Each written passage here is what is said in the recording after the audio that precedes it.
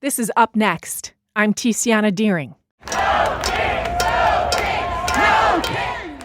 And that's a No Kings protest last spring in response to some Trump administration policies.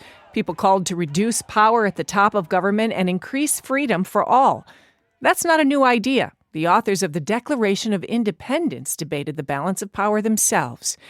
It's been 250 years since America's founders signed the Declaration, and the Massachusetts Historical Society has an exhibit about the founding document. I visited with their chief historian, Canisorn Wongstruchanalai, and we started with a famous letter from Abigail Adams to her husband, John.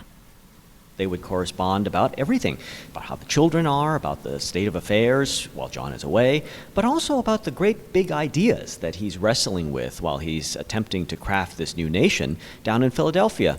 And so Abigail was constantly prodding and pushing John Adams about what ought to be in those documents. I mean, we think a lot, Canisorn, about the signatures at the bottom of the Declaration of Independence, all men. But Abigail Adams has thumbprints all over that, doesn't she? Absolutely.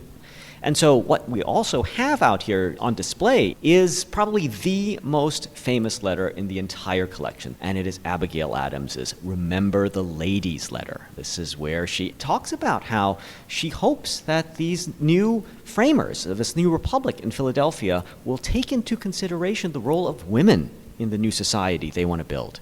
Actually, let's go over there. So this is Remember the Ladies? Yes, that is the real thing. Give me a little quote. I long to hear that you have declared an independency, and by the way, in the new code of laws which I suppose it will be necessary for you to make, I desire you would remember the ladies, and be more generous and favorable to them than your ancestors. Do not put such unlimited power into the hands of the husbands. Remember, all men would be tyrants if they could. That's a pretty famous passage, but you wanted to note that there's something else on this page from Abigail Adams that's pretty important. Well, I think it's important to note the context in which they're writing to each other. She starts actually by telling him about what is going on in Boston. This is 2 weeks after the British have evacuated Boston, and she also talks about this uncertainty of the times ahead. And I'll just read another quotation to you. I feel very differently at the approach of spring to what I did a month ago.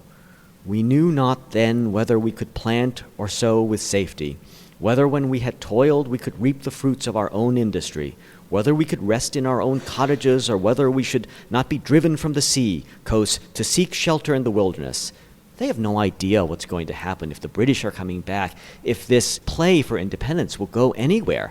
This is a huge gamble, this is a huge risk, and they are just concerned about whether or not they're going to be able to harvest their crops and eat something. Give us a glimpse into John's writings to Abigail.